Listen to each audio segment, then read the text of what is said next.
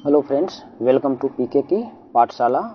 और रीजनिंग के अगले सीरीज में हम लोग आज ब्लड रिलेशन को पढ़ने वाले हैं। ब्लड रिलेशन से जो भी प्रश्न आ रहा है, जितने टाइप के प्रश्न हो सकते हैं, सबको मैंने कोशिश किया है कि एक ही लेक्चर में आपको दिखा दूं, कर दूं। और ये जो है सो प्रैक्टिस करने से ही आपको, जो मैं एक फैमिली ट्री ड्रॉ करने बताया हूँ, वो आप प्रैक्टिस करेंगे बार बार, तो उससे आप भी ये हो जाएंगे, हैबिचुएटेड हो जाएंगे, तो एग्जाम हॉल में आप जल्द बना पाएंगे। तो हम लोग आगे देखते हैं। फैमिली ट्री में कुछ रिलेशंस हैं जो हिंदी में तो अलग अलग नाम मिलता है, लेकिन इंग्लिश में उसके लिए नाम स्पेसिफिक नहीं है। एक ही नाम के लिए, एक ही वर्ड के लिए हो जाता है दो दो रिलेशन को। तो उसको हम लोग देख लेते हैं ताकि कोई कन्फ्यूजन ना रहे। सबसे पहले जैसे माँ की बहन या पिता की बहन। तो माँ की बहन को जनरली हम लोग मौसी बोलते हैं, और पिता की बहन को बोला ही जाता है बुआ, जानते हैं। लेकिन जब इंग्लिश में इसके लिए शब्द देखेंगे तो दोनों के लिए आंट शब्द का यूज होता है, आंटी बोलते हैं दोनों को। अगला है बुआ की पति को क्या कहते हैं? ये इसको कहतिएगा चाचा नहीं, बुआ के पति को फूफा यानी अंकल बोलते हैं। इसे चाचा के लिए, चाचा इसलिए लिख दिया कि चाचा के लिए भी अंकल शब्द का यूज करता है, और वो होता है क्या? पिता का भाई। बुआ का पति हो चाहे पिता का भाई, दोनों के लिए इंग्लिश में अंकल शब्द यूज होता है, हिंदी में ये रहता है फूफा और चाचा। अगला है हमारा पत्नी की बहन या पति की बहन। दोनों के लिए देखिए, सिस्टर इन लॉ दोनों तरफ से है। अगर कोई पत्नी है वो अपने ननद के लिए यूज करे इंग्लिश में वर्ड, तो वो sister in law he use करेंगे। और कोई पति है और अपने पत्नी के बहन के लिए यूज करें यानी साली के लिए, तो वहाँ भी sister in law he use होगा। देख रहे हैं ना, इंग्लिश में एक ही शब्द है वर्ड, ये सिस्टर इन लॉ, इधर हिंदी में साली और ननद दोनों के लिए यूज हो रहा है। इसी तरह अपना साला और ज्येष्ठ है। मैं यहाँ पर सिर्फ उसी रिलेशन को मेंशन किया है जहाँ पर कंफ्यूजन हो जाती है थोड़ी सी इंग्लिश और हिंदी में, तो इसको थोड़ा सा इतना ही रिलेशन मैं मेंशन किया हूँ। इसके बाद जो भी रिलेशन है वो तो जानते हैं, इन जनरल लोग जानता ही है। बाद बाकी है ज्येष्ठ देवर, ज्येष्ठ हो, देवर हो, साला हो, उसके लिए ब्रदर इन लॉ यूज करते हैं। भाई का पुत्र पुत्री, भतीजा भतीजी। देखिए भाई का पुत्र हो तो उसको क्या बोलते हैं? भतीजा। अब पुत्री के लिए क्या बोलते हैं? भतीजी। भतीजा के लिए हम लोग नेफ्यू यूज करते हैं, और भतीजे के लिए नीस यूज करते हैं। चाचा का लड़का हो या लड़की हो, लड़का हो, मैं क्या बोल रहा हूँ, लड़का हो या लड़की हो, दोनों के लिए कजन। वो जो बोल देता है ना cousin sister, that is wrong, उसको यूज नहीं करना। कजन ही यूज करते हैं हम लोग। भाई का पिता हो, भाई का माता हो, तो माता का भाई हो, पिता का भाई हो चाहे माता का भाई हो।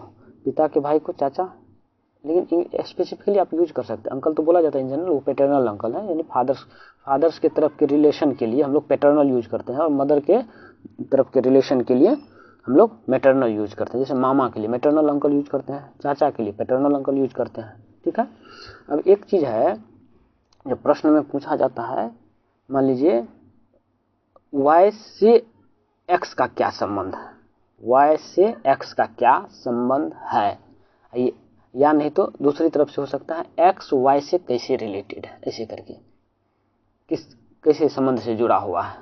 तो दोनों तरफ से पूछा जाता है, y x से कैसे रिलेटेड है और x y से कैसे रिलेटेड है। ये दोनों तो समझिएगा। जब हमारा सेंटेंस में डिस्टिंक्ट जो व्यक्ति हो उसको जो निर्दिष्ट करता है वो सेकेंडरी है। जैसे y मतलब ये कहेंगे y किससे? x से। x मतलब डिस्टेंस हो गया, थोड़ा सा दूर के व्यक्ति को हम लोग देख रहे हैं। x से कैसे रिलेटेड है, उससे कैसे रिलेटेड नहीं कहते, यह उससे कैसे रिलेटेड है। तो रिलेशन में जो नाम लिखेंगे हम लोग क्या लिखेंगे? पहले पर्सन का जो नजदीक में हो। तो y क्या है? x का भाई है, या यही रहेगा प्रश्न में, जो x y से कैसे रिलेटेड है तो लिखेंगे बहन है। बात समझ रहे हैं? और एक प्रश्न और आता है, जो y और x के बीच में क्या रिश्ता है, तो भाई बहन। तो तीन तरह का ऑप्शन बन सकता है इसमें। ऑप्शन पर थोड़ा ध्यान रखिएगा, ऐसा सवाल बना के भी गलती कर बैठे। भाई बहन का भी रिश्ता हो सकता है, या दूसरे नंबर पर क्या हो सकता है, दोनों के बीच में भाई रह सकता है ऑप्शन में, या तीसरे नंबर में ऑप्शन में बहन रह सकता है। तो आपको क्वेश्चन को थोड़ा बारीकी से पढ़ना है। जैसा नहीं क्वेश्चन बनाए हम, फैमिली ट्री हमने ड्रॉ किया सही। अब क्वेश्चन में मांग रहा था भाई होना था, आंसर मैंने बहन लगा दिया। आपने तो समझ के रखा है सही, लेकिन बस थोड़ी सी मतलब ये जो है सो आपको दिक्कत दे देगी और सवाल गलत हो जाएगा। इस तरह से दादा दादी में किस तरफ से, दादा है पुत्र है, किस तरफ से पूछा जा रहा है ना, वाई का एक्स कौन है, या वाई एक्स से कैसे रिलेटेड है, या एक्स वाई से कैसे रिलेटेड है। एक तरफ से तो दादा का रिश्ता हो जाएगा, दूसरी तरफ से पोता। समझ रहे हैं? ये मेन चीज है आपको ब्लड रिलेशन में, जो कुछ रिश्तों को हम लोगों को देखना था। अब आगे आते हैं। अब जो भी है ना, इसमें हम लोग ड्रॉ करना सीखेंगे, फैमिली ट्री ड्रॉ करना सीखेंगे। ड्रॉ करेंगे क्या? Family tree. इसी से सारा सामान बनाएंगे। फैमिली ट्री में ड्रॉ क्या करना है?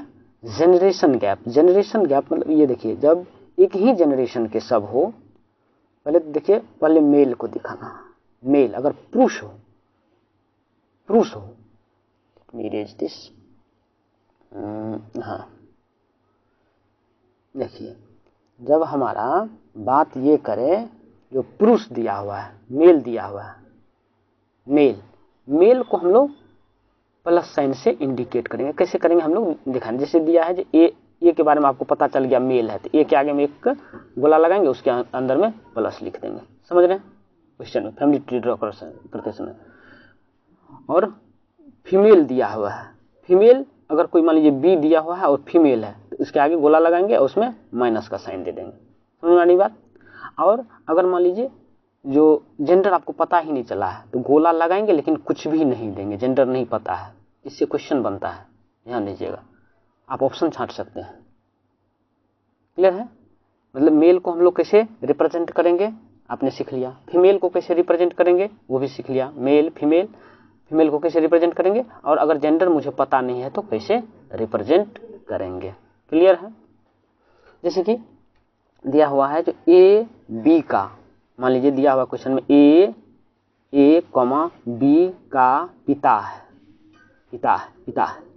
फादर है। तो ए फादर है ना, तो जब भी जनरेशन गैप एक का रहेगा तो हम लोग वर्टिकल लाइन से रिप्रेजेंट करेंगे। मतलब वर्टिकल यानी खड़ी लाइन, ऊर्ध्वाधर लाइन से हम लोग रिप्रेजेंट करेंगे जनरेशन गैप को। और हॉरिजॉन्टल लाइन से, जैसे भाई हो, पति पत्नी हो, सब क्या है, एक ही जनरेशन के है ना, तो उसको हम लोग क्या करेंगे, हॉरिजॉन्टल लाइन से। बात समझ में आई? एक जनरेशन गैप है तो एक वर्टिकल लाइन, यहाँ पर जिसका नाम आएगा वो लिखेंगे, यहाँ पर जिसका नाम आएगा वो लिखेंगे। जैसे दिया है ए बी का पिता है, ए का जेंडर मुझे पता है, क्या है, पिता है, तो मेल है तो प्लस लिखेंगे। बी का जनरेशन पता नहीं है, बी लिखेंगे, ऐसे ही छोड़ेंगे, क्योंकि बी एक के लिए क्या हो सकता है, बी उसकी पुत्री हो सकती है या पुत्र हो सकता है। समझ में आ रही बात? जैसे अब क्या है, ए बी का भाई है, तो ए की तरफ क्या लिखेंगे, प्लस, क्योंकि ए का जेंडर मुझे पता चल गया मेल है, बी का पता नहीं है। या अगर दिया रहेगा बी ए की बहन है, तो एक ए में माइनस लगाएंगे। समझ में आ रही बात? तो जब भाई बहन का हो तो सीधी हॉरिजॉन्टल लाइन से। जैसे दे दिया ए बी की पत्नी है, मान लीजिए बी की पत्नी है, ए तो पत्नी है तो क्या हो गया, फीमेल लगा दिए। अब बी की पत्नी है तो इसको जनरल अंडरस्टैंडिंग, वो कानूनी तौर पे नहीं जाइएगा जो अब तो मेल में मेल का भी शादी हो रहा है, फीमेल में फीमेल का भी, दोनों फीमेल भी हो सकता है, ऐसा नहीं लीजिएगा। अगर बी की पत्नी है तो इसका मतलब बी मेल ही लीजिएगा। क्लियर है? और इसको जो आप कहिएगा दोनों को तो सर हॉरिजॉन्टल लाइन से ऐसे ड्रॉ करेंगे तो मुझे पता कैसे चलेगा, क्वेश्चन तो पढ़ना ही नहीं एक बार ड्रॉ करने के बाद। तो इसमें पति पत्नी में दोनों तरफ तीर, दोनों का एक दूसरे से मतलब जैसे दोनों तरफ एरो लगाएंगे हम लोग। क्लियर है? भाई बहन के लिए सिंगल हॉरिजॉन्टल लाइन, पति पत्नी के लिए हॉरिजॉन्टल लाइन विथ एरोस। एक जनरेशन का गैप हो तो ए और बी मतलब एक वर्टिकल लाइन, दो जनरेशन का गैप हो, आगे और कुछ रहेगा, इनके पिताजी का भी बात रहेगा, मान लीजिए सी, तो एक वर्टिकल लाइन और ड्रॉ करेंगे। क्लियर है? जनरेशन गैप हम कैसे ड्रॉ कर रहे हैं, क्लियर है? पुनः एक बार मैं दिखा दे रहा हूं। जैसे जनरेशन गैप वर्टिकल लाइन से, ये क्या होगा, जनरेशन गैप, एक जनरेशन गैप। और हॉरिजॉन्टल लाइन से ब्रदर और सिस्टर, ठीक है? और ऐसा हॉरिजॉन्टल लाइन से हस्बैंड और वाइफ। क्लियर है? ब्रदर सिस्टर को आप जैसे एक ही, मान लीजिए बी फादर है और बी के दो पुत्र हैं, तो ऐसे भी लिख सकते हैं, लेकिन ये दोनों एक लाइन में आना चाहिए। सी और डी प्लस है, मान लीजिए डी बेटी है तो माइनस है, ऐसे भी ड्रॉ कर सकते हैं फैमिली ट्री। हम लोग देखते हैं, कुछ सवाल को देखेंगे और फैमिली ट्री ड्रॉ करके ही सबको बनाएंगे। बेस्ट रहेगा कि आप फैमिली ट्री ड्रॉ करें और तब ही बनाएं। आगे बढ़ें, चलिए बिल्कुल पहले सवाल की तरफ जाते हैं हम लोग और देखिए इसमें क्या कर रहा है। कह रहा है एक लड़के सुरेश ने कहा वह मेरी माँ के एकमात्र पुत्र। तो मेरी माँ मतलब माइनस किसी का चर्चा कर रहा है, उनके एकमात्र पुत्र, यहाँ पर प्लस है, एकमात्र पुत्र का पुत्र है। कौन? इसके बारे में कह रहा है, एकमात्र पुत्र के पुत्र है, इसके बारे में चर्चा कर रहा। कौन? सुरेश। सुरेश कह रहा वह मेरी माँ, इनकी माँ ये हो गई, इसका मतलब ये क्या है? सुरेश। सुरेश यहाँ आ रहा है, देख रहे हैं फैमिली ट्री में। तो सुरेश कौन है? इसका पिता हो गया। एक ही, क्योंकि एक जनरेशन गैप है, ऊपर में प्लस का साइन है तो पिता, इसके ऊपर में माइनस का साइन, इसका मतलब इसकी माता, ये प्लस का साइन है इसका मतलब ये इसका पुत्र, ये प्लस का साइन है इसके नीचे है इसका मतलब पुत्र, अगर माइनस का साइन होता तो पुत्री। समझ में आई बात? ये हो जाएगा पिता। अगले प्रश्न की तरफ हम लोग मूव करते हैं और देखते हैं। शालिनी सुनील की माँ है। देखिए कैसे करेंगे, क्या करा, शालिनी सुनील की माँ है। तो सबसे पहले मान लीजिए शालिनी को एस से SALINI शालिनी लिख दिए, तो ये क्या है? माँ है, किसकी? सुनील की। सुनील सुनील सुनील, वैसे तो जेंडर पता नहीं है, फिर भी नाम ऐसा है तो हम लोग मेल लिख लिए हैं, लेकिन नहीं लिखना चाहिए, ठीक है। अर्जुन शालिनी का पुत्र है। अब कह रहा है कि अर्जुन शालिनी सुनील की माँ है, क्लियर है, और अर्जुन शालिनी का पुत्र है, इसका मतलब अर्जुन इसका पुत्र है, तो क्या एक जनरेशन नीचे यहाँ लिख दिया अर्जुन, पुत्र है, क्लियर कर रखा है, तो AR मैं लिख देता हूँ अर्जुन। करण पल्लवी का भाई है। पल्लवी कौन है? अभी पता नहीं है, आगे बढ़ेंगे। पल्लवी सुनील की बेटी है। सुनील ये है, सुनील की बेटी पल्लवी, कर दिया मैंने माइनस, क्लियर है, सुनील की बेटी है। तो करण की दादी कौन होगी? अब करण ये कौन है? पल्लवी। पल्लवी अब क्या, अब यहाँ पाइए, कह रहा है करण पल्लवी का भाई है। करण, करण यहाँ पर प्लस साइन, ये है करण। अब कह रहा है करण और किसमें? करण की दादी कौन है? तो करण की माँ हो गई, ये करण की बहन हो गई, बहन के ये पिताजी है ना, अब पिताजी की माँ दादी, क्लियर है। ये है करण, करण हॉरिजॉन्टल लाइन माइनस मतलब करण की बहन, ये क्या है हमने क्या ये दिया, देखिए पल्लवी सुनील की बेटी है, उसको तो कर ही दिया, पल्लवी सुनील की बेटी है, और करण पल्लवी का भाई है, करण पल्लवी का भाई, तो ये दोनों भाई बहन। ये बहन की पिताजी है, ये है ना, इनकी माताजी तो दादी होंगे, ये दोनों का क्या है? शालिनी। समझ में आ रही मेरी बात? क्लियर। अगले प्रश्न की तरफ हम लोग मूव करते हैं। अगला प्रश्न क्या है? आयुषी अंकित की भतीजी है, क्लियर है। आयुषी अंकित की भतीजी मतलब भाई की बेटी। अगर मैं यहाँ पर कहीं अंकित लिखूं, अंकित यहाँ पर, ठीक है, तो इसका भाई यहाँ पर लिखूं प्लस साइन देकर, है ना, भतीजी। भतीजी मतलब भाई भी और बहन, भांजा होता है लेकिन इंग्लिश में उसके लिए भी ऐसे ही यूज करते हैं हम लोग। तो ये क्या है? आयुषी अंकित की भतीजी है, एक जनरेशन का गैप है, क्यों? कौन है ये? आयुषी। समझ में आ रही मेरी बात? क्लियर। आयुषी फीमेल। नाउ अंकित की माँ लक्ष्मी है। अंकित ये है, प्लस लगाते हैं अगर, अंकित की माँ माइनस लक्ष्मी है। समझ में आ रही मेरी बात? क्लियर। कविता का पति गौरव है, गौरव अभी नहीं आया बीच में। पार्वती गौरव की सास है, पार्वती गौरव की सास है, अभी भी कुछ नहीं है, गौरव कहीं नहीं आया, पार्वती कहीं नहीं आई, ठीक है, सास है। तो आयुषी कैसे है? गौरव से रिलेटेड। देखिए अब इसमें जो ये गौरव और इधर जो दिया है, इसका कोई रिलेशन ही नहीं पता है किसी का। पुनः एक बार देखिए, आयुषी अंकित की भतीजी है, आयुषी मैंने लिख रखा है, अंकित की भतीजी है, ठीक है, क्लियर है। अंकित की माँ लक्ष्मी है, अंकित की माँ लक्ष्मी है, इनकी भी माँ अगर मान लो, ठीक है। ये कौन है? इसका तो नाम मुझे नहीं पता है, क्लियर। नाउ कविता का पति गौरव है, कविता का पति गौरव है, पार्वती गौरव की सास है। कविता, आगे लिखते हैं एक कविता का पति, यानी ये है पति, ये माइनस, और ये है गौरव, ये प्लस। क्लियर। अब पार्वती गौरव की सास है। अब पार्वती ऊपर में कहीं है, पार्वती गौरव की सास है, तो आयुषी गौरव से कैसे संबंधित। अब इस दोनों में देखिए कहीं रिलेशन है, कोई रिलेशन ही नहीं है, तो इसमें देख रखा है, लेकिन एक ऑप्शन इसमें ई होगा, none of the above. Clear. चलिए नेक्स्ट क्वेश्चन की तरफ हम लोग मूव करते हैं।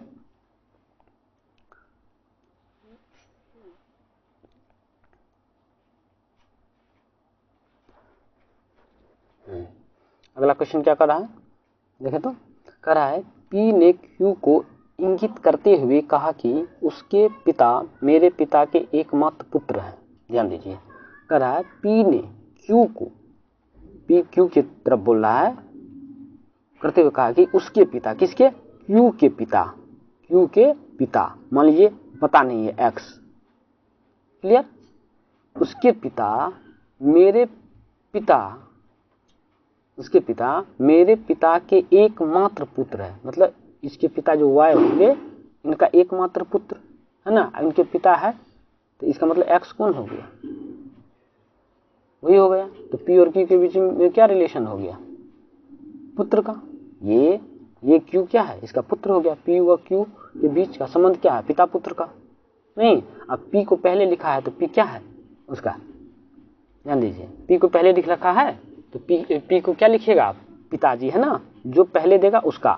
पी व क्यू के बीच क्या संबंध है, वैसे तो लिखा रहना चाहिए तो पिता पुत्र, लेकिन जो पहले दिया हुआ वो कौन है उसको हम लोग लिखेंगे, तो क्या हो जाएगा, सही आंसर ऑप्शन डी।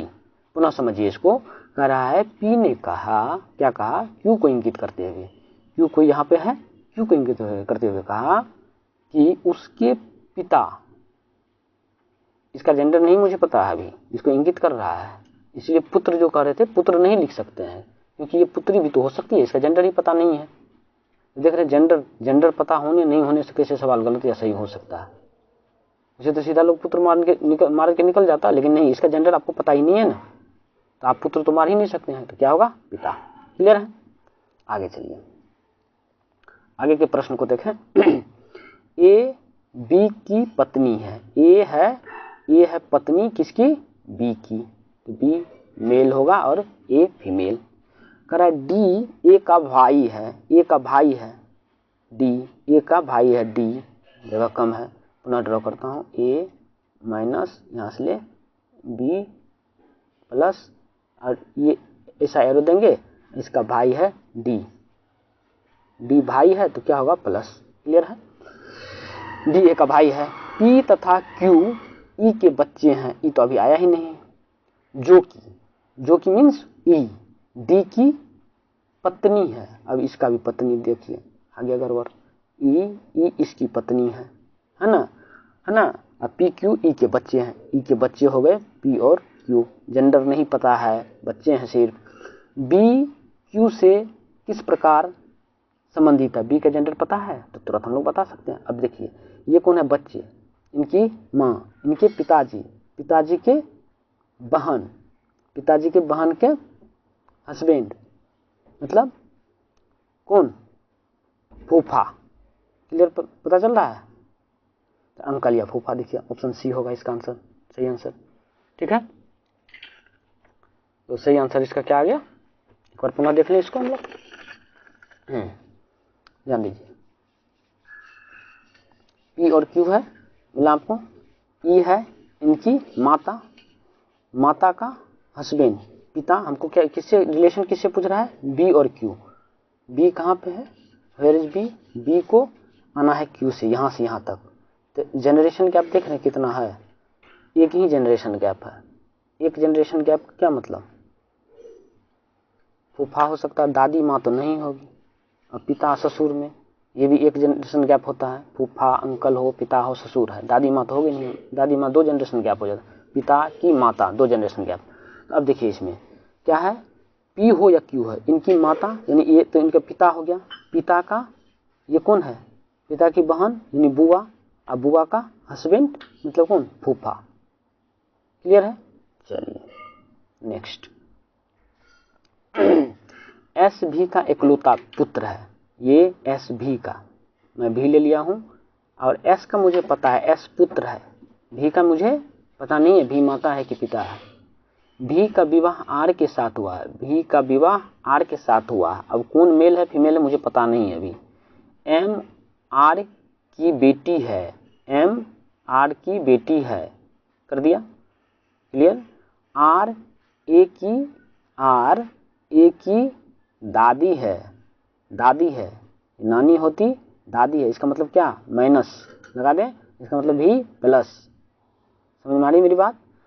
इसका मतलब क्या, आर ए की, ए यहाँ पर कहीं आया होगा, क्यों, क्योंकि अगर बेटी की ये होगी पुत्र या पुत्री तो उसके लिए तो नानी हो जाएगी ना, यहाँ पर लिख रहा हूं मैं। ए की दादी है तो एस और ए किस प्रकार रिलेटेड है, तो एस क्या है, ए का पिताजी, क्योंकि हमको ए का तो जेंडर ही पता नहीं है। क्लियर है। तो 6 का आंसर क्या हो जाएगा, सी, मतलब सी। क्लियर है। चलिए अगले प्रश्न की तरफ हम लोग मूव करते हैं। सुशांत ने कहा कि यह लड़की मेरी माँ के पोते की पत्नी है। सुशांत ने कहा कि यह लड़की मेरी माँ के पोते की पत्नी है, नहीं पत्नी है, इसके बारे में चर्चा कर रहा है। सुशांत बोल रहा है मेरी माँ, तो सुशांत यहाँ पर आ जाएगा, उनका बेटा पोता होगा तो इनकी कौन हो जाएगी, इसके लिए समझ रहे, इनका ये पोता है, इनका कौन है, बेटा का बेटा का पत्नी, बेटा का पत्नी कौन होती है, बहू। अब कह रहा है सुशांत लड़की से किस तरह से रिलेटेड है, तो फादर इन लॉ, ससुर है। समझ में आ रही बात, क्लियर। अगले प्रश्न की तरफ हम लोग मूव करते हैं। अब देखिए यहाँ से जो एक नया प्रश्न आया ना कूट भाषा में, इसमें 2 तरह का प्रश्न रहता है, प्रत्येक वक्त थोड़ा सा ध्यान दीजिएगा ढंग से। क्या है, ए बी का अर्थ है ए बी का भाई है, बी का आपको जेंडर पता चल रहा है, नहीं, इसमें भी बी का पता चल रहा है जेंडर, नहीं, बी का चल रहा पता नहीं चल रहा, बी का नहीं चल रहा, बी का नहीं चल रहा, मतलब ऐसा लिखा रहेगा जो फर्स्ट वाले का जेंडर आपको पता हो जाएगा, दूसरे वाले का जेंडर पता नहीं रहेगा। दूसरी लाइन में ऐसा लिखता है जो सेकेंड वाले का जेंडर आपको पता होगा, पहले वाले का जेंडर पता नहीं चल पाएगा। समझ में आ रही मेरी बात। तो उसके बाद ऐसा एक सवाल पूछ सकता है, अब पूछेगा ये है, अब एक रिलेशन पूछ सकता है, आगे 4 ऑप्शन ऐसा ही लिखा रहेगा उस केस में। इस केस में जेंडर एनालिसिस करने से ही बन जाता है। अभी अगला सवाल ऐसा ही लेकर रखा मैं, तो उसको देखिए आप लोग। तो क्वेश्चन नंबर 8 है हमारा, तो 8 को देखते हैं करके। क्या कर रहा है, एस आर, वैसे तो इसको बनाना है ना, हमको किसका पूछ रहा है, पी और एस में किस प्रकार का संबंध है, तो पी का ना, पी का हमको जेंडर होना चाहिए पता, तो पी का जेंडर ध्यान दीजिए,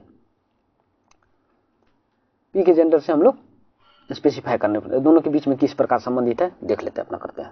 चलिए आइए, पहला है एस और आर के बीच में मल्टीप्लिकेशन का साइन दिया। मल्टीप्लिकेशन का साइन का मतलब क्या, ए यानी एस क्या है, ब्रदर है किसका, आर का। यहां तक तो समझ में, आर का जेंडर पता नहीं चला।